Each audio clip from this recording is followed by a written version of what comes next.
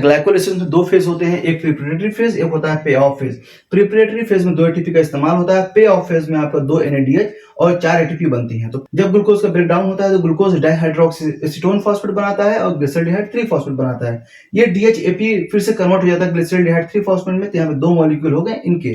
अब यही 2 मॉलिक्यूल जब एरोबिक में जाएंगे तो 2 पायरुवेट और 2 लैक्टेट एनारोबिक में बनाएंगे। अब यहाँ देखते हैं ग्लिसरॉल्डिहाइड से पायरुवेट तक आपको जो मिलेगा 2 एनएडीएच मिलेगा और 4 एटीपी मिलेगा, जिसे हम बोलते हैं जो एटीपी यहाँ बन रहा है वो सबस्ट्रेट लेवल फॉस्फोरिलेशन हो रहा है, जहां पे कोई माइटोकॉन्ड्रिया का इन्वॉल्वमेंट नहीं है। इस फेज को हम बोलेंगे पे ऑफ फेज। ग्लिसरॉल्डिहाइड 3 फॉस्फेट से पायरुवेट तक का जो फेज होगा ये पे ऑफ फेज होगा। अब आइए एनर्जी की बात कर लेते हैं। टोटल एटीपी की बात करेंगे अगर हम तो 2 NADH इक्वल टू 5 एटीपी और ये 4 एटीपी टोटल हो गया 9 ATP. Since we have utilized here 2 ATP, so 9 ATP minus 2 ATP, so 7 ATP आपका टोटल एटीपी की बात करें तो 7 एटीपी हो गए। अब नेट गेन ऑफ एटीपी की बात करेंगे तो ओनली एटीपी ही काउंट करेंगे हम। तो यहाँ पे 4 एटीपी यहाँ पे हो गए, अब -2 क्योंकि यहाँ पे यूटिलाइज हुए हैं, तो total gain of ATP 2 ATP हो गया। Thank you for watching, like share and subscribe.